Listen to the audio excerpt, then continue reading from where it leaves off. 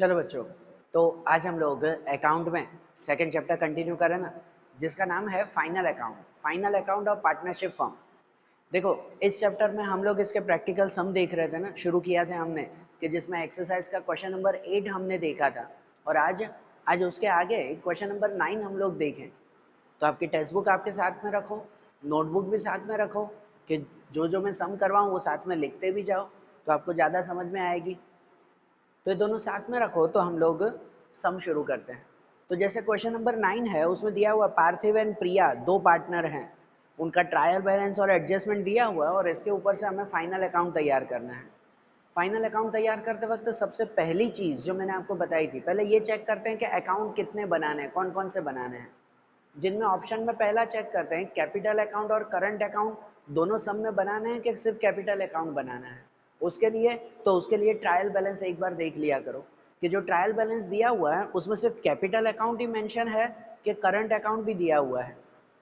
तो इसमें देखो सिर्फ कैपिटल अकाउंट ही है, करंट अकाउंट दिया हुआ नहीं है। तो इसीलिए इसलिए सिर्फ कैपिटल अकाउंट हम लोग बनाएंगे, करंट अकाउंट की इसमें ज़रूर नहीं है। और दूसरी चीज़, जैसे कल हमने सब में देखा था कि अगर ट्रेडिंग अकाउंट या प्रॉफिट एंड लॉस अकाउंट उसका अगर कोई बैलेंस दिया हुआ हो ना, तो वो भी चेक कर लेते हैं, फिर वो चीज़ बनानी नहीं होती। तो ऐसा कुछ ट्रायल बैलेंस में दिया हुआ है? तो ऐसा कुछ नहीं दिया हुआ, मतलब यहाँ पर सभी बाकी के अकाउंट्स बनाने पड़ेंगे। मतलब यहाँ पे बनाना होगा सबसे पहले ट्रेडिंग अकाउंट, मैंने यहाँ पे बनाया है, सिर्फ ट्रेडिंग अकाउंट लिखा है, पूरी हेडिंग लिखना, trading account of Parthiv and Priya as on 31/3/17, पूरी हेडिंग। ट्रेडिंग अकाउंट वही पर्टिकुलर एंड अमाउंट, फिर प्रॉफिट एंड लॉस अकाउंट वही particular and amount.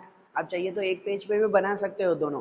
Trading account तो ऊपर बनाया करो 7-8 लाइन का, और बाकी के पूरे पेज में ये 25% पेज पे ये बनाओ, 75% पेज पे ये बनाओ प्रॉफिट एंड लॉस, बरोबर ना। ऐसे एक पेज पे बना लो, फिर दूसरे पेज पे बनाओ profit and loss appropriation account and capital account, ये दोनों अकाउंट तैयार करो कि आधे पेज पे अप्रोप्रिएशन, आधे पेज पे कैपिटल अकाउंट। कैपिटल अकाउंट में particular and Parthiv Priya, PP लिखा है, मीन्स पार्थिव एंड प्रिया दो पार्टनर। और दूसरा एक पूरे पेज पे बनाओ बैलेंस शीट, एक तरफ कैपिटल एंड लायबिलिटी, दूसरी तरफ एसेट्स, बरोबर ना। ये चीज़ें तैयार कर लो, पेज में ड्रॉ कर लो, तो फिर सम शुरू करो उसके बाद। तो सम में कैसे शुरू करते हैं? सम में शुरू करते हैं सबसे पहले एडजस्टमेंट, जो एडजस्टमेंट दिए हुए हैं सबसे पहले वो क्लियर करेंगे, तो उसके बाद फिर जो ट्रायल बैलेंस में अमाउंट है वो लिखें। अब जैसे एडजस्टमेंट में पहला एडजस्टमेंट दिया हुआ है कि provide interest 8% on capital and 12% on drawings, Parthiv had withdraw 400 at the end of each month and Priya has withdrawn on 110/16। चलो ठीक है, सबसे पहले 8% कैपिटल इंटरेस्ट और 12% ड्राइंग इंटरेस्ट देना है, तो पहले कैपिटल इंटरेस्ट दे देना। पहला एडजस्टमेंट है तो कैपिटल इंटरेस्ट दे दें। कैपिटल इंटरेस्ट पार्टनर को देना है, तो इसलिए इसकी एंट्री कहाँ पर आती है? इसकी एंट्री आती है यहाँ पे, इन दोनों में। एडजस्टमेंट होता है तो दो एंट्रीज करते हैं ना हम लोग, तो यहाँ पर कैपिटल इंटरेस्ट की एंट्री इन दोनों में आएगी, एक एप्रोप्रिएशन में और एक कैपिटल में, बरोबर। और उससे पहले कैपिटल कितना है वो लिख देते हैं। तो देखो ट्रायल बैलेंस में कैपिटल दिया हुआ है, ट्रायल बैलेंस में लिखा हुआ है पार्थिव के 24,000 और प्रिया के 16,000, ये दिए हुआ है ना। तो पहले ये हम लोग कैपिटल लिख देना यहाँ पर। कहाँ लिखते हैं कैपिटल? कैपिटल अकाउंट के क्रेडिट में। सबसे पहले कैपिटल यहीं पे ही लिखते हैं ना, कैपिटल अकाउंट के क्रेडिट में यहाँ पे लिखा जाता है। तो यहाँ पे लिख दें भाई ये टू एंड बाय, ऐसे लिखता है ना, हर एक में ऐसे लिख दिया जाता है ना, टू एंड बाय, कि जिसमें जो है वो फिर आगे पूरे जो भी डिटेल्स हैं वो डिटेल्स लिखेंगे। कि जैसे यहाँ पे सबसे पहले लिखे हम लोग कि बाय बैलेंस ब्रॉड फॉरवर्ड, कि जो बैलेंस लेके आए, शुरुआत का बैलेंस, पार्थिव के 24 और उसके 16,000, तो पार्थिव में लिखेंगे 24,000 पहले में, और दूसरे में लिखेंगे 16,000, बराबर। आप भी साथ में लिखते जाना बुक में, जो मैं बोल रहा हूँ वो देखते सुनते साथ में लिखते जाओ, क्योंकि छोटी छोटी हैंडराइटिंग है ना, नहीं समझ में आएगी, आप लिखते जाओगे अमाउंट तो ज़्यादा क्लियर होगा। तो यहाँ पर ये कैपिटल लिखा जो ट्रायल बैलेंस पे है, इसकी दूसरी एंट्री नहीं करते हैं, जो ट्रायल बैलेंस में है वो एक ही बार लिखते हैं, लेकिन इस पर 8% इंटरेस्ट देना है। तो इस पर जो 8% इंटरेस्ट देना है वो दो जगह पर लिखेंगे, उसकी दो एंट्री करना है। तो इस पर इंटरेस्ट, एक इंटरेस्ट तो यहीं पे ही लिखते हैं जहाँ कैपिटल है, उसके नीचे ही उसका इंटरेस्ट, तो उसके साथ ही लिखें यहाँ पर कैपिटल इंटरेस्ट। 24,000 के 8%, अब भले कैलकुलेटर में ट्राई करो, उसके 8% करो तो वो कुछ हो जाते हैं 1920, 1920। और जो 16,000 है, 16,000 के 8%, तो उसके 8% हो जाएंगे 128, मीन्स 1280। ये कैपिटल इंटरेस्ट हो गया दोनों का, 8% देना था। और इस कैपिटल इंटरेस्ट की दूसरी एंट्री करते हैं यहाँ पे एप्रोप्रिएशन के डेबिट में। कैपिटल इंटरेस्ट वहाँ पे ना, नहीं तो ऐसे याद रखते हैं ये क्रेडिट में है तो दूसरी एंट्री यहाँ डेबिट में लिखते हैं। और वो भी रूल भी बताया था, whatever given to partner वो यहाँ पे लिखते हैं हम लोग, कैपिटल इंटरेस्ट दिया जाता है ना। तो यहाँ अप्रोप्रिएशन में ऊपर एक लाइन छोड़ के लिख दें कैपिटल इंटरेस्ट। तो कैपिटल इंटरेस्ट पार्थिव एंड प्रिया, तो पहले पार्थिव का लिखेंगे 1920 और प्रिया का लिखेंगे 1280 और दोनोों का टोटल बाहर। तो दोनों का अगर टोटल करें तो वो टोटल हो जाएगा कुछ 3200, बराबर 3200। 3200 का टोटल आ जाएगा यहाँ पर, बराबर ना। ये कैपिटल इंटरेस्ट हो गया। अब उसके साथ ड्राइंग इंटरेस्ट देना है हमें। ड्राइंग इंटरेस्ट देना है ना कि 12% ड्राइंग इंटरेस्ट देना है, तो उसके लिए भी पहले ड्राइंग लिख दें। जैसे कैपिटल लिखा उसके ऊपर इंटरेस्ट दिया, तो अब ड्राइंग लिखें तो उसके ऊपर इंटरेस्ट देंगे हम लोग। तो ड्राइंग कितनी है, देखो ट्रायल बैलेंस में डेबिट साइड पे दिया हुआ है, पार्थिव की 4800 और प्रिया की 3200। ये ड्राइंग यहाँ पे लिखेंगे ना, तो यहाँ पर टू ड्राइंग अकाउंट लिखेंगे, या तो ड्राइंग्स करके लिखें कि पार्थिव में लिखेंगे कितनी 4800 थी, 4800, 4800 और इसके 3200। अब इस पे ड्राइंग इंटरेस्ट देना है तो उसके साथ ही लिखेंगे हम लोग ड्राइंग इंटरेस्ट कि इसके 12% इंटरेस्ट देना है। ठीक है, 12% तो देना है, लेकिन ये ध्यान रखो कि दोनों के लिए अलग अलग है कि अगर 12% देना है ना, तो पहले लिखा हुआ है कि Parthiv has withdraw 400 at the end of each month, हर महीने के एंड में वो विड्रॉ कर रहे हैं। तो एट द एंड या एट द बिगनिंग हो तो उसके लिए फर्स्ट चैप्टर में रूल देखा था कि eight the end of each month हो तो उसके लिए लिखते हैं 66/12। फिर वो फार्मूला आती है ना PRN/100, उसमें लिखा जाता है 66/12, बरोबर। तो इसमें लिखेंगे अगर eight the end of each month है तो उसके लिए यहाँ पर रफ में काउंटिंग करेंगे कि भाई PRN/100 करना है, PRN/100 कि जिसमें P पे लिखेंगे हम लोग मंथली अमाउंट। तो पूरे साल के 4800 है वो दिया हुआ है, तो मंथ के 400 हुए, वो एडजस्टमेंट में है ना कि मंथली 400। ये रफ वर्क कर रहा हूँ, बैलेंस शीट में मत लिखना, खाली रफ वर्क है। तो P पे लिखेंगे 400, R पे परसेंटेज तो वो 12%, 12/100 और मल्टीप्लाई N पे, तो N पे लिखा जाएगा एंड ऑफ ईच मंथ है तो 66/12, 66/12 ऐसे लिखा जाएगा। तो जिसमें 12 12 कट, ये 0 0 भी कट, तो 66 × 4 हो जाएगा। 66 × 4 तो 6 4 24, 264 हो जाएगा। इसकी ड्राइंग इंटरेस्ट कितना होगा पार्थिव के लिए 264, इसके लिए ड्राइंग इंटरेस्ट हो जाएगा 264। और जो प्रिया के लिए काउंट करना है ना, तो प्रिया के लिए है कि प्रिया हैड विड्रॉन ऑन 1/10/16, ऐसे दिया हुआ है ना, उसमें डेट दी गई है। अब जब ये चीज़ खास ध्यान रखना, क्वेश्चन में मेंशन हो कि ऑन द फर्स्ट डेट या on the last date of each month, तो ये PRN वाली फार्मूला यूज़ करते हैं। नहीं तो खाली यहाँ पर मंथ दिया हुआ है कि ऑन 1/10, तो हमें नॉर्मल 12% ही ढूंढने हैं, लेकिन मंथ वाइज अगर 1/10 को है तो 10 से लेकर ये 31/3 तक, मार्च एंडिंग तक कितने महीने हुए, तो 10 11 1/10 से है तो 10 भी गिनेंगे ना, 10 11 12 फिर 1 2 3, कितने महीने हुए, 6 महीने हुए, 6 मंथ हुए। तो इसका मतलब जो प्रिया को इंटरेस्ट देना है ना 12%, वो 6 मंथ का देना है हमें।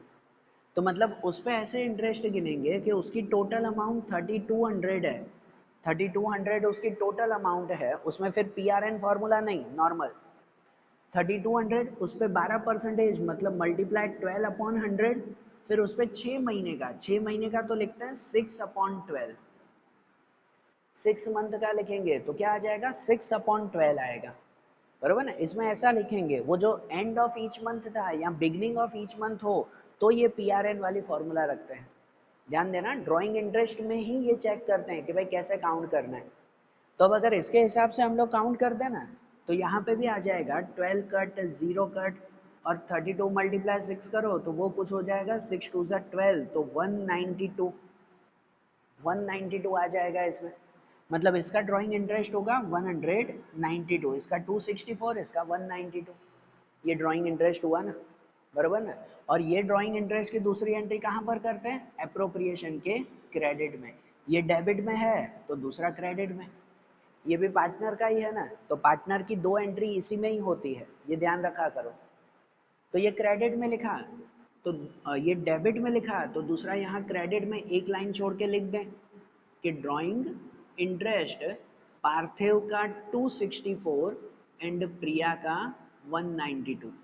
दोनों का प्लस बाहर लिखेंगे, तो दोनों का प्लस लिखें तो कुछ हो जाएगा 456, बराबर 456। ये ड्राइंग इंटरेस्ट हो गया, हुआ ना। ये पहला एडजस्टमेंट क्लियर हुआ, कैपिटल इंटरेस्ट और ड्राइंग इंटरेस्ट गिना हमने, बराबर। अब उसके बाद दूसरा एडजस्टमेंट, उसमें दिया हुआ है credit sale of 10,000 is not recorded and total sale book of March is overcast bye 2,000। कि क्रेडिट सेल वो लिखना भूल गए, 10,000 की क्रेडिट सेल लिखना भूल गए और गलती से जो है वो 2,000 रुपये ज़्यादा लिख दिए हमने सेल बुक में, बराबर। तो इसकी एंट्री कहाँ पर, भाई क्रेडिट सेल लिखना भूल गए तो हम लोग सेल में प्लस करेंगे ना, बराबर ना। तो सबसे पहले तो ट्रायल बैलेंस में सेल्स कहाँ पे दिया हुआ है और कितना दिया हुआ है, तो देखो ट्रायल बैलेंस में देखो क्रेडिट साइड पे दिया हुआ है सेल्स, कि सेल्स 2 लाख रुपीज़ दिया हुआ है ना, 2 लाख का सेल। और वो सेल कहाँ पे लिखते हैं, इन सब में से कौन सा अकाउंट में लिखा जाता है, तो सेल्स लिखा जाता है ट्रेडिंग अकाउंट में। परचेस और सेल रिलेटेड चीज़ें हैं वो ट्रेडिंग अकाउंट में लिखते हैं ना। और ट्रेडिंग अकाउंट में यहाँ क्रेडिट साइड पे सेल लिखते हैं, डेबिट में परचेस और क्रेडिट में सेल। तो 2 लाख की सेल है, समझना ये एडजस्टमेंट। यहाँ पे क्रेडिट साइड में लिखे हैं वही टू एंड बाय लिख दें, बाय यहाँ पर सेल्स 2 लाख की सेल है, अंदर लिखेंगे क्योंकि कैलकुलेशन करना है।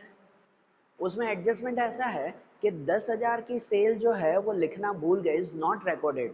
नॉट रिकॉर्डेड मतलब लिखना भूल गए हैं। तो अगर लिखना भूल गए तो फिर क्या किया जाएगा, वो उसमें प्लस करेंगे ना। भाई 2 लाख सेल थी, 10,000 की लिखना भूल गए तो उसमें और 10,000 प्लस हो जाएगा। ये जो 2 लाख है उसमें प्लस आ जाएगा नॉट रिकॉर्डेड, बराबर। या नॉट रिकॉर्डेड वो उसमें लिखेंगे 10,000 रुपीज़, 10,000 प्लस होगा। और दूसरा हैगा उसमें कि total sale book of March is overcast bye 2,000। Overcast, overcast मतलब ज़्यादा लिख दिए हैं। भाई कोई 10,000 की किसी को मैंने सेल की होगी वो लिखना भूल गए, लेकिन किसी को मैंने दूसरी सेल की होगी उसमें 2,000 ज़्यादा लिख दिए। भाई मार्च मंथ की टोटल सेलिंग थी, दिया हुआ ना मार्च का, मार्च आखिरी महीना है, आखिरी महीने की टोटल सेलिंग थी, उसमें 2,000 ज़्यादा लिख दिए तो वो 2,000 इसमें से क्या करना होगा, माइनस करना होगा। ओवरकास्ट है, ओवरकास्ट मतलब ज़्यादा लिख दिया, अगर अंडरकास्ट होता मतलब कम लिख दिए, ऐसा होता है। तो ओवरकास्ट हो गए मतलब ज़्यादा लिख दिए तो वो माइनस करेंगे, minus overcast, OC overcast 2,000 rupees. और फिर इसका माइनस करेंगे हम लोग, बराबर ना। ये सेल में हुआ ना, इसका माइनस।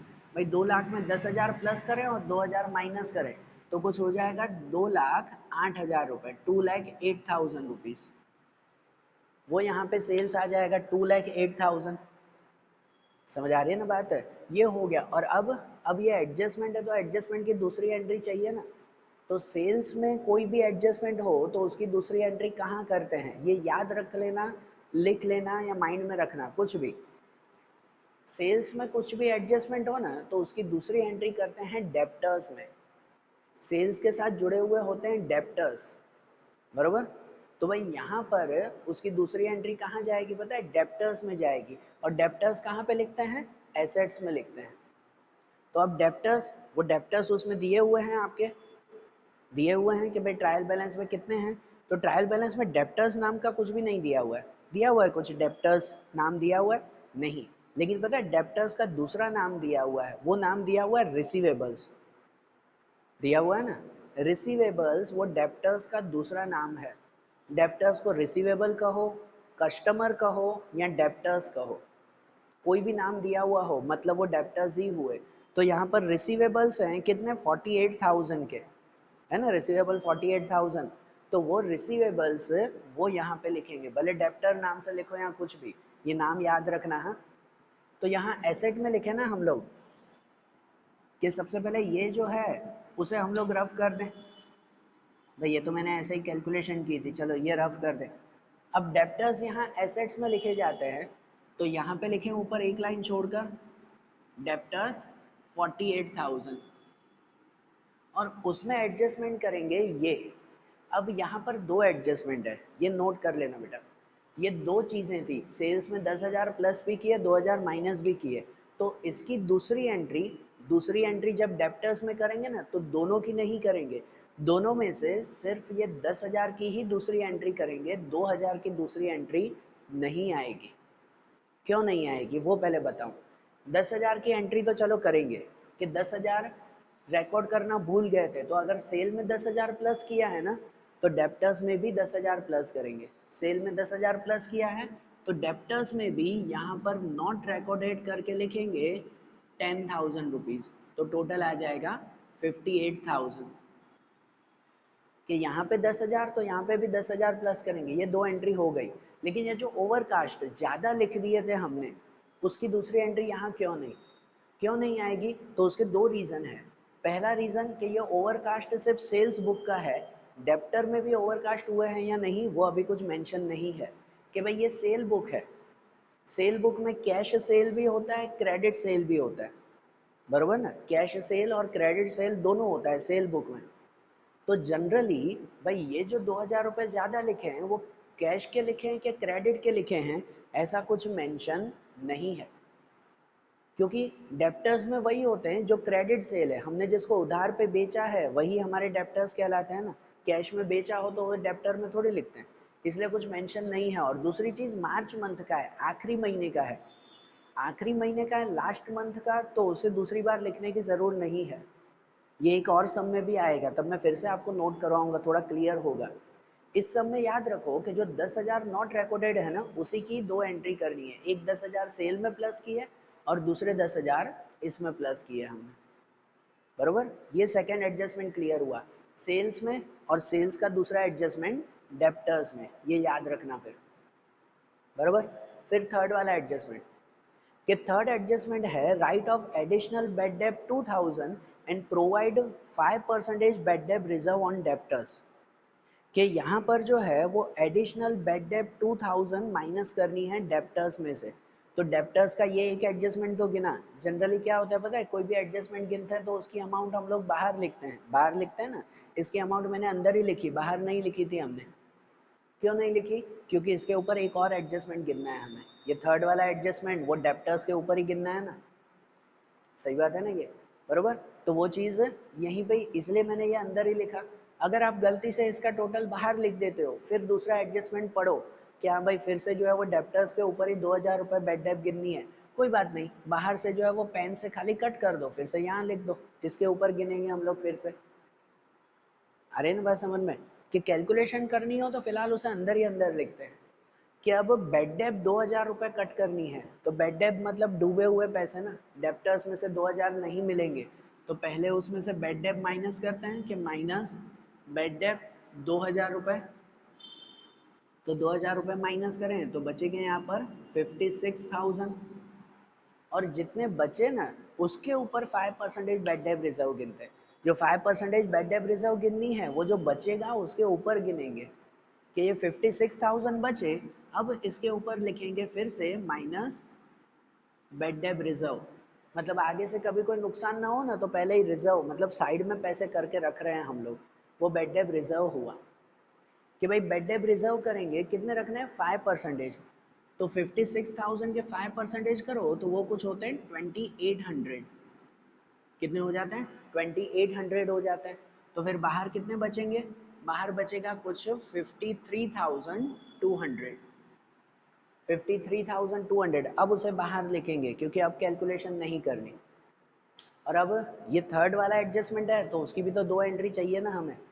थर्ड वाले एडजस्टमेंट की भी 2 एंट्री चाहिए कि जो बेड डेप हमने 2000 का माइनस किया वो 2000 बेड डेप फिर से लिखेंगे ना। वो कहाँ पे लिखेंगे बेड डेप? तो बेड डेप लिखते हैं प्रॉफिट एंड लॉस में डेबिट साइड पे। बेड डेप नुकसान है, डूबे हुए पैसे, तो वो प्रॉफिट एंड लॉस के डेबिट में लिखते हैं। ये कल भी मैंने सम में बताया था। और बेड डेप लिखते वक्त एक बार ट्रायल बैलेंस देख लेते हैं कि एक और बेड डेप दिया हुआ है कि नहीं दिया हुआ है। ये तो बेड डेप गिना, क्या पहले से ही कोई बेड डेप है क्या? जैसे कल वाले सम में भी हमने ऐसा किया था कि बेड डेप था तो एक और प्लस किया था हमने। भाई यहाँ पे कोई बेड डेप है या बेड डेप रिजर्व है, वो चेक कर लेते हैं। तो ट्रायल बैलेंस में कोई भी बेड डेप नहीं है बेड डेप, तो यही लिखेंगे कि जो बेड डेप 2000 का है वही सिर्फ लिखें, दूसरा नहीं है तो यही लिखेंगे ना। बेड डेप नुकसान है तो उसे प्रॉफिट एंड लॉस के डेबिट में लिखेंगे। डेबिट में वही टू एंड बाय ऊपर लिख दें, एक लाइन छोड़ के लिख देंगे यहाँ पर बेड डेप। भाई बेड डेप कितना है? तो 2000 का। और साथ में बेड डेप रिजर्व भी, जो माइनस जितनी बेड डेप रिजर्व में माइनस किया या ये माइनस किया वही दूसरी एंट्री करते हैं। ये जो बाहर लिखा है या ऊपर लिखा है वो एंट्री नहीं करते। दूसरा बेड डेप रिजर्व है 2800 का, तो वही 2800 ही यहाँ पर लिखेंगे हम लोग, बरोबर ना? वही लिखेंगे हम लोग बेड डेप रिजर्व 2800 के, बरोबर ना? 2800 रुपए का बेड डेप रिजर्व। ये 2 एंट्री हो गई थर्ड वाले एडजस्टमेंट की। समझ आ रहा है? सेकंड और थर्ड एडजस्टमेंट साथ में ही हो गया ना हमारा।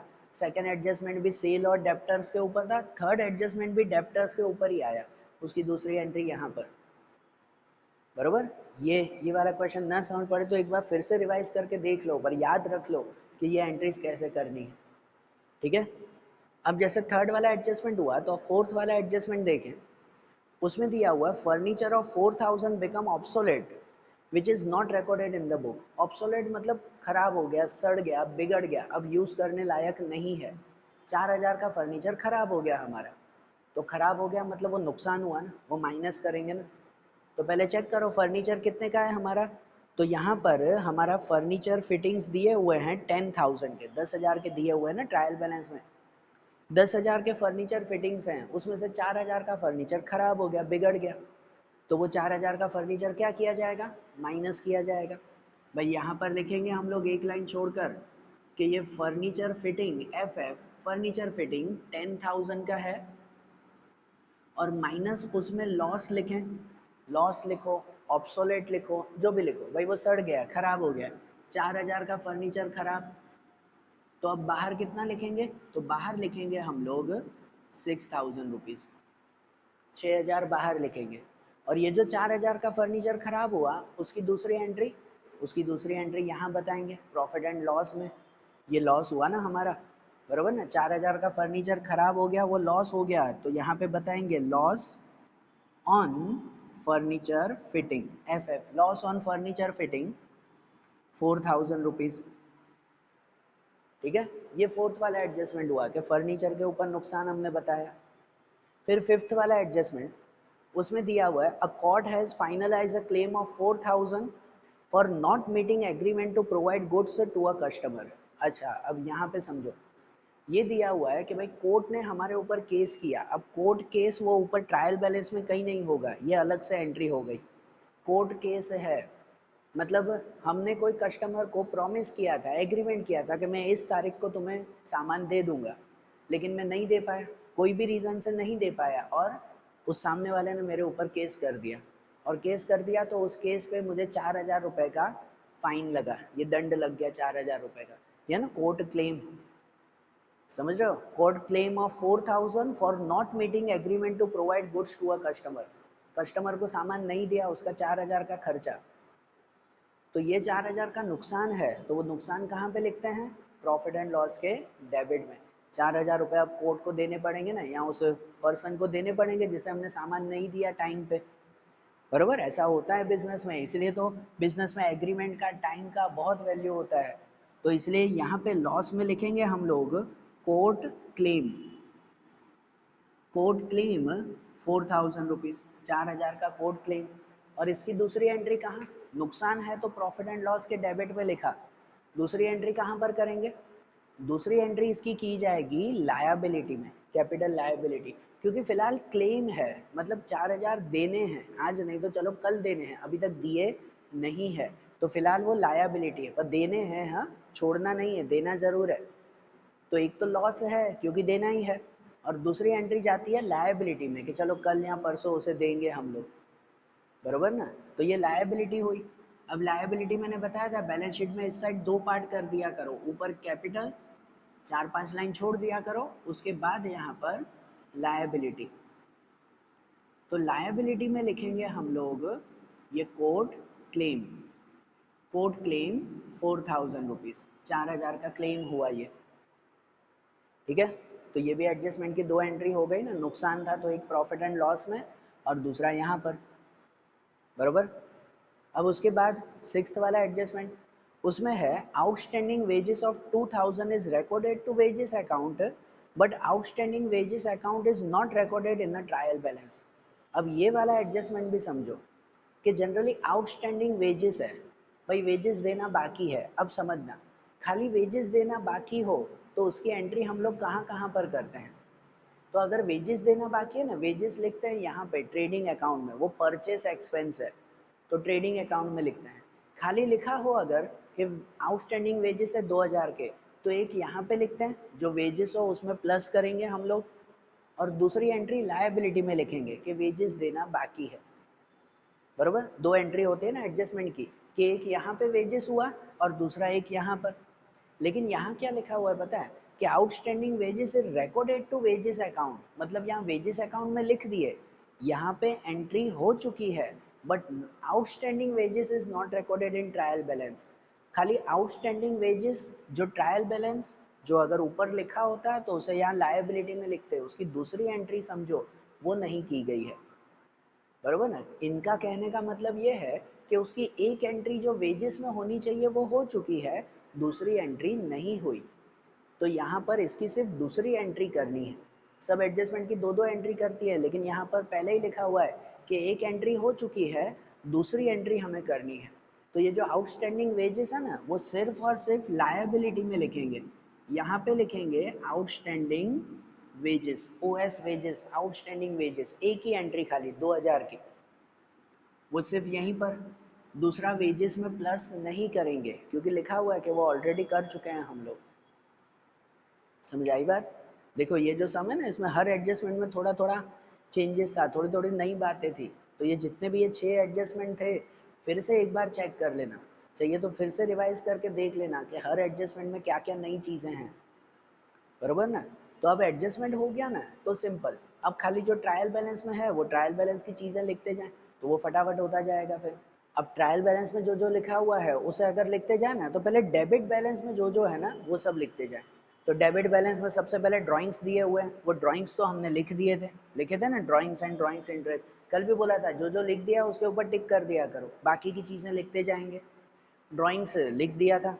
उसके बाद नेट कॉस्ट ऑफ परचेज 1,06,000 है, तो नेट कॉस्ट ऑफ परचेज का मतलब कहलाता है कि भाई परचेज में से परचेज रिटर्न या जो एक्सपेंस है वो सब हटाकर बाकी का नेट कॉस्ट ऑफ परचेज दिया हुआ है, बाकी का परचेज है ये। तो ये परचेस ही समझो कि भाई परचेस 1,06,000 है, उसे कहाँ पे लिखते हैं, तो परचेस लिखते हैं यहाँ ट्रेडिंग अकाउंट में, ऊपर लिखते हैं ना, डेबिट साइड पे लिखा जाता है ट्रेडिंग अकाउंट में। तो ट्रेडिंग अकाउंट में डेबिट साइड पे लिखेंगे नेट कॉस्ट ऑफ परचेस लिखो या सिर्फ परचेस लिखो, 1,06,000 रुपीज़, 1,06,000 ये परचेस हो गया उसका, ठीक है। परचेस के बाद स्टॉक ऑफ गुड 31,3, ये स्टॉक्स दिया हुआ है 31,3 का, 31,3 मतलब आखिरी स्टॉक, क्लोजिंग स्टॉक है ये क्लोजिंग स्टॉक 31,3 दिया हुआ है 28,000। तो क्लोजिंग स्टॉक कहाँ लिखते हैं, अगर ट्रायल बैलेंस में क्लोजिंग स्टॉक है तो एक ही एंट्री करते हैं, ये मैंने कल भी बताया था, उसकी एक ही एंट्री वो होती है यहाँ पे एसेट में, बरोबर ना। अगर दो एंट्री होती ना, एडजस्टमेंट में होता ना ये, तो दो एंट्री करते, एक यहाँ बैलेंस शीट में एक यहाँ ट्रेडिंग अकाउंट में, लेकिन ट्रायल बैलेंस में है तो एक एक एंट्री करेंगे, जैसे परचेज भी एक ही एंट्री की हमने उसकी, ठीक है ना। ट्रायल बैलेंस में सबकी एक एक एंट्री, तो ये क्लोजिंग स्टॉक करके लिखेंगे यहाँ एसेट साइड पे, क्लोजिंग स्टॉक वो लिखेंगे 28,000 रुपीज़, बराबर, ये क्लोजिंग स्टॉक हो गया। उसके बाद है रिसीवेबल्स 48,000, रिसीवेबल हो गया, रिसीवेबल मतलब ये डेप्टर करके ही लिखा ना हमने, वो रिसीवेबल्स हो गया। फिर वेजेस सैलरी 10,000 की है, वेजेस सैलरी कहाँ पर, अब ये एक चीज़ भी खास नोट किया करो, दिया हुआ है वेजेस सैलरी, पहले वेजेस दिया हुआ है, अगर वेजेस है तो उसे ट्रेडिंग अकाउंट में लिखेंगे। अगर ऐसा होता ना सैलरी वेजेस, तो सैलरी पहले होता ना तो प्रॉफिट एंड लॉस में लिखते। ये ध्यान दिया करो, ये टेक्स्ट बुक में आपको कंफ्यूज करने के लिए देते हैं कि पहले नाम क्या दिया हुआ है ना, वो ध्यान दिया करो। देखो वेजेस इसमें लिखते हैं, सैलरी इसमें लिखते हैं, है दोनों अलग अलग चीज़ें। वेजेस परचेस एक्सपेंस है, उसे यहाँ लिखते हैं। सैलरी वो जो है वो नॉर्मल एडमिनिस्ट्रेटिव एक्सपेंस है, उसे यहाँ लिखते हैं प्रॉफिट एंड लॉस में। लेकिन यहाँ तो वेजेस सैलरी कंबाइन दिया हुआ है, तो अगर कुछ कंबाइन हो ना तो पहला नाम किसका है वो देखा करो, बस वो लिखना है। पहला नाम वेजेस है तो मतलब ट्रेडिंग में लिखना है, अगर पहला सैलरी होता तो मतलब यहाँ पे लिखते प्रॉफिट एंड लॉस में, बराबर। तो ये वेजेस सैलरी है 10,000 रुपीज़, तो उसे यहाँ पे लिखेंगे, ट्रेडिंग अकाउंट में लिखेंगे। नोट करना है ये चीज़ें कि यहाँ पर वेजेस सैलरी 10,000 रुपीज़, बराबर। इनकी एक एक एंट्री करनी है ना वैसे भी। वेजेस सैलरी हो गई, फिर ट्रेडिंग एक्सपेंस 16,000, ट्रेडिंग एक्सपेंस कहाँ लिखते हैं, यहाँ पे ट्रेडिंग एक्सपेंस, ट्रेडिंग अकाउंट में मत लिखना, ट्रेडिंग अकाउंट में खाली परचेस एक्सपेंस होते हैं जैसे कि wages. Trading expense profit and loss में आता है, स्टूडेंट बहुत बार मिस्टेक कर देते हैं, भाई ट्रेडिंग नाम है तो ट्रेडिंग में ही लिखें, नहीं, ट्रेडिंग एक्सपेंस अलग होता है, वो प्रॉफिट एंड लॉस में लिखा जाएगा, ठीक है ना, ध्यान रखना। ये ट्रेडिंग एक्सपेंस 16,000 रुपीज़ है, तो वो ट्रेडिंग एक्सपेंस यहाँ पे लिखेंगे कि ट्रेडिंग एक्सपेंस 16,000 रुपीज़, बराबर। ये हो गया। अब उसके बाद बिल्डिंग 50,000, बिल्डिंग कहाँ पे लिखते हैं, तो बिल्डिंग एसेट है हमारी, बिल्डिंग तो एसेट्स है हमारी, तो वो यहाँ पे लिखते हैं बिल्डिंग, वो 50,000 रुपीज़, बिल्डिंग यहाँ पर, ठीक है ना। बिल्डिंग के बाद दिया हुआ फर्नीचर फिटिंग 10,000, वो लिख दिया था, फर्नीचर फिटिंग 4,000 का नुकसान भी लिख दिया उस पर। उसके बाद office equipment 4,000, office equipment, equipment मतलब सामान, तो ऑफिस के सामान है, कोई भी सामान मतलब वो हमारी एसेट ही हुई, कोई भी सामान हो कुछ भी हो वो एसेट ही हुई हमारी। तो जो ऑफिस इक्विपमेंट है 4,000 के, वो भी यहीं पे ही लिखे जाएंगे एसेट में, कि ऑफिस इक्विपमेंट 4,000 रुपीज़, वो सामान यहाँ पर, ठीक है ना। ऑफिस इक्विपमेंट के बाद है पैकिंग मटेरियल स्टॉक 4,000 का, पैकिंग मटेरियल स्टॉक होता है ना, पैकिंग करते हैं तो भाई बॉक्सेस होंगे, सेलोटेप होगी, स्टेपलर होगा, ये सब स्टॉक, ये सब सामान पड़े हुए होंगे, तो ये भी स्टॉक है, ये भी हमारा सामान है, और सामान यहीं पे ही लिखते हैं एसेट में। तो पैकिंग मटेरियल स्टॉक 4,000 का, वो भी यहीं पे ही लिखा जाएगा, पैकिंग मटेरियल स्टॉक 4,000 रुपीज़, वो भी एसेट में। उसके बाद कैश बैलेंस 2,000, तो कैश भी यहीं पे ही आता है एसेट में ही, कल भी बताया था कैश तो हमेशा यहीं लिखते हैं, कैश की और कोई जगह नहीं है, तो कैश ये 2,000 रुपीज़, वो भी यहाँ एसेट में, ठीक है। डेबिट साइड की सब चीज़ें हो गई ना, अब क्रेडिट साइड की चीज़ें लिखें, उनकी भी एक एक एंट्री।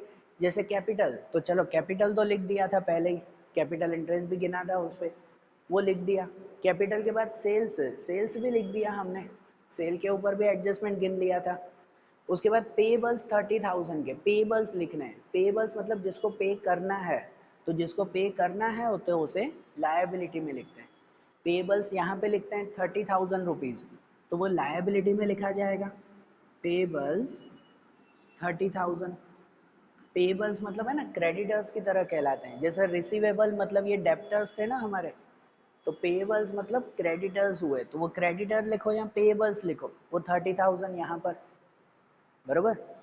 उसके बाद दिया हुआ है goods distributed as sample 2,000, goods दिया है फ्री सैंपल में हमने दिया, बराबर ना, 2,000 के सामान हमने दिए, तो देखो गुड्स की एंट्री है, गुड्स से रिलेटेड कोई भी एंट्री यहाँ लिखते हैं, ट्रेडिंग अकाउंट में लिखते हैं, गुड्स से रिलेटेड कोई भी एंट्री यहाँ पे आती है। तो गुड्स डिस्ट्रीब्यूटेड एज सैंपल, वो भी कहाँ पे आएगा, ट्रेडिंग अकाउंट में, और कहाँ पर, डेबिट या क्रेडिट में, तो क्रेडिट में। क्रेडिट में मैंने आपको एक नोट लिखवाई थी कि goods going out other than sales, sales के अलावा अगर सामान जाता हो ना, जैसे फ्री सैंपल दिया, घर पे ले गए पर्सनल यूज़ के लिए, चोरी हो गया, जल गया, टूट गया। Goods going out other than sales, तो वो सभी चीज़ें यहाँ क्रेडिट साइड पे लिखते हैं। जनरली तो वो परचेज में से लोग माइनस करते हैं, लेकिन उसमें अगर कन्फ्यूज़न ना हो ना, न करनी हो कन्फ्यूज़न, तो वो यहाँ पे लिख देते हैं, क्रेडिट साइड पे लिख देते हैं। तो ये गुड्स डिस्ट्रीब्यूटेड एज सैंपल, वो 2000 रुपीज़ यहाँ पे लिखेंगे कि गुड्स डिस्ट्रीब्यूटेड एज सैंपल, है ना, शॉर्ट में लिख दिया GDAC, good distributed as sample 2000 rupees, वो यहाँ पर, बराबर। और उसके बाद दिया हुआ बैंक ओवरड्राफ्ट 14,000। बैंक ओवरड्राफ्ट मतलब कि भाई बैंक से लिए हुए पैसे, होता है ना, बैंक से उधार लिए हैं, तो ये लायबिलिटी होती है। बैंक ओवरड्राफ्ट हमारी लायबिलिटी है, वो लायबिलिटी में लिखते हैं। बैंक ओवरड्राफ्ट हमेशा यहाँ पे लिखते हैं। बैंक बैलेंस हो तो यहाँ लिखते हैं एसेट में, बैंक ओवरड्राफ्ट हो तो लायबिलिटी में लिखते हैं। बैंक ओवरड्राफ्ट कितने हैं? 14,000 रुपीज़, तो ये 14,000 यहाँ पे लिखेंगे, बराबर। ये हो गई ना सब एंट्रीज। अब सब एंट्रीज हो गई तो आखिरी में क्या? तो आखिरी में क्लोजिंग, सब वही क्लोजिंग। पहले इसको क्लोज करके यहाँ लाएंगे, इसको क्लोज करके यहाँ, इसको यहाँ और इसको यहाँ पे, ऐसे ही क्लोजिंग की जाती है ना। तो अब एक एक करके इन सब की क्लोजिंग करें हम लोग। तो अगर ट्रेडिंग अकाउंट पहले क्लोज करें ना, तो ट्रेडिंग अकाउंट को क्लोज करें तो उसमें क्रेडिट साइड का टोटल ज़्यादा है, तो क्रेडिट साइड का टोटल हम लोग कर दें कि भाई 2,08,000 और 2,000, तो 2,10,000 रुपीज़, बराबर। वही चीज़ है यहाँ पर भी लिखेंगे 2,10,000। अब देखो कितने सम में, या शायद आप लोग और कोई बुक में, डाइजेस्ट में या किसी में चेक करो, तो उसमें ये जो है ना गुड डिस्ट्रीब्यूटेड है सैंपल, वो परचेज में से माइनस किया हुआ है। मैंने अभी बताया, भले परचेज में से माइनस करो या तो फिर जो है वो यहाँ क्रेडिट में लिखो, बात एक ही है, बराबर ना। कोई एडजस्टमेंट नहीं है वो कि उसे परचेज में से माइनस करे। तो कितनी बार स्टूडेंट भूल जाते हैं कि यार परचेज में से माइनस करना है या और कहीं लिखना है। तो इससे अच्छा याद ही रखो ना कि goods going out other than sales, मतलब क्रेडिट में ही लिखना है, माइनस नहीं करना है। उससे ये टोटल बदलेगा, लेकिन आखिरी में जो प्रॉफिट या लॉस होगा वो तो सेम ही आएगा, हमें तो वही चाहिए ना। जैसे 2,10,000, उसमें से ये 1,16,000 माइनस करें तो वो बचेगा यहाँ पर 94,000। ये 94,000 उसे हम लोग कहेंगे ग्रोस प्रॉफिट। ये ग्रोस प्रॉफिट हुआ, तो हमें तो ये प्रॉफिट ही चाहिए ना जो करेक्ट होता है। ये भले आप कैसे भी लिखो, ये प्रॉफिट करेक्ट होना चाहिए हमारा, बराबर ना। अब ये जो प्रॉफिट आया, उस प्रॉफिट को, ग्रोस प्रॉफिट को क्या करेंगे? यहाँ ट्रांसफर करेंगे एप्रोप्रिएशन में। ये डेबिट में है तो उसे यहाँ क्रेडिट में लिखेंगे। जो ऊपर एक लाइन छोड़ते हैं, वैसे तो इस साइड कुछ है ही नहीं, तो यहीं पे ही लिखेंगे हम लोग ग्रोस प्रॉफिट। के ग्रोस प्रॉफिट कितना लिखेंगे?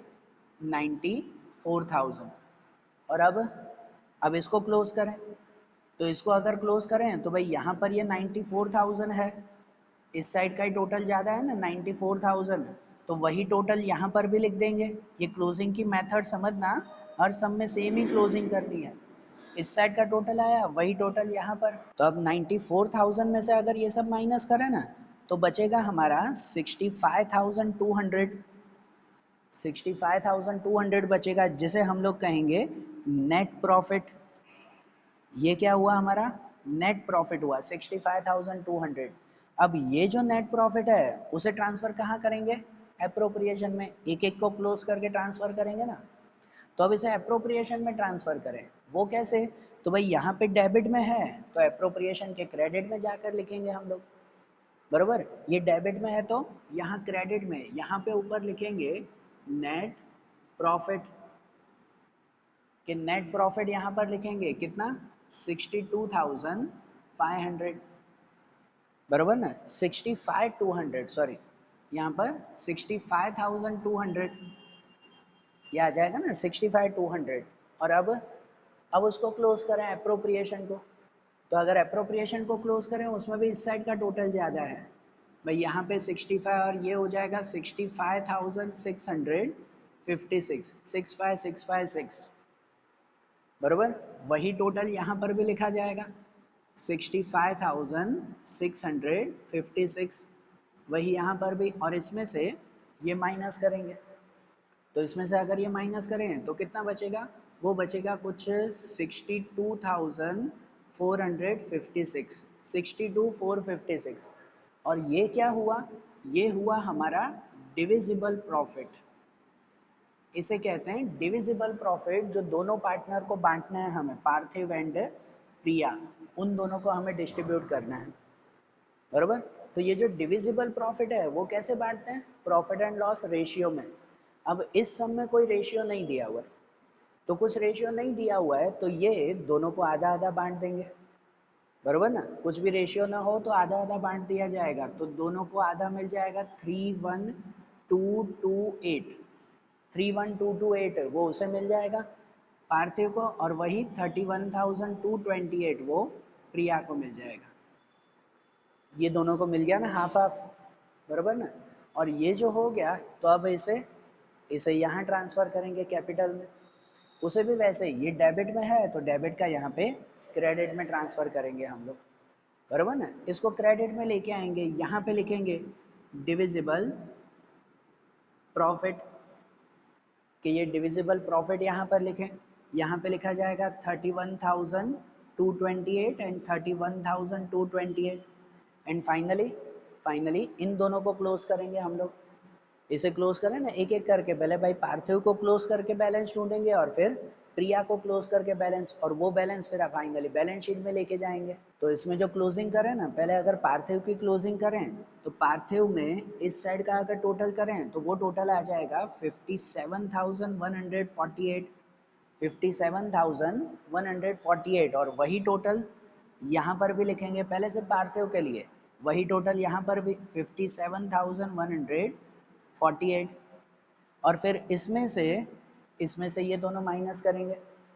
तो इसमें से अगर ये दोनों माइनस करें तो कुछ बचेगा वो 4,000, और ये माइनस करेंगे तो 52,084, कितना बचेगा 52,084।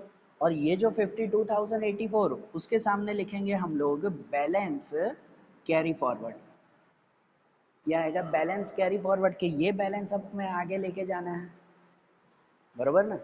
जैसे इसको क्लोज किया वैसे ही अब प्रिया का भी टोटल ढूंढे वैसे। अब अगर प्रिया का टोटल करें ना तो प्रिया में यहाँ क्रेडिट साइड का टोटल आ जाएगा 48,508, 48,508, और वही यहाँ पर भी 48,508 रुपीज़। और उसमें से ये दोनों माइनस करेंगे, तो उसमें से अगर ये दोनों माइनस करें ना तो कुछ आ जाता है 45,116, 45,116, ये इसका बैलेंस बचा प्रिया का। अब ये दोनों बैलेंस यहाँ कैपिटल अकाउंट में ट्रांसफ़र करें, तो कैपिटल अकाउंट में यहाँ पर पार्थिव एंड प्रिया करके लिखेंगे, पार्थिव एंड प्रिया के पार्थिव का बैलेंस आया 52,084 एंड प्रिया का बैलेंस आया 45,116, बराबर। जो दोनों का अगर टोटल करें ना तो दोनों का टोटल आ जाएगा कुछ 97200, 97,200, 97,200 वो टोटल आया। और अब फाइनली ये बैलेंस शीट में दोनों साइड का टोटल करें। जो बैलेंस शीट में दोनों साइड का टोटल कैसा आना चाहिए, इक्वल आना चाहिए, बराबर ना। दोनों साइड इक्वल आना चाहिए तो करेक्ट होगा। जो इन दोनों साइड का अगर मैं टोटल करूँ ना तो वो मैंने टोटल किया था, इन साइड का टोटल आया 1,47,200, ये इस साइड का टोटल, और इस साइड का टोटल भी आया 1,47,200। तो ये दोनों का टोटल इक्वल आया ना सेम। अगर इक्वल आया मतलब हमारा सम करेक्ट है। तो समझ आया ना ये सम कैसे करना है, और आखिरी में क्लोजिंग कैसे करनी है, ये भी पूरी प्रोसेस पता चली। ठीक है, तो अब इस सम को फिर से लिख लो, अच्छी तरह से देख लो, इनके रिलेटेड अगर एग्जाम्पल हो तो वो एग्जाम्पल भी एक बार देख लो आप लोग, तो ये सम और क्लियर होगा। फिर इसके बाद के जो क्वेश्चन हैं, आगे के जो सम्स आएंगे वो अब हम लोग नेक्स्ट वीडियोज़ में देखेंगे। Okay, thank you.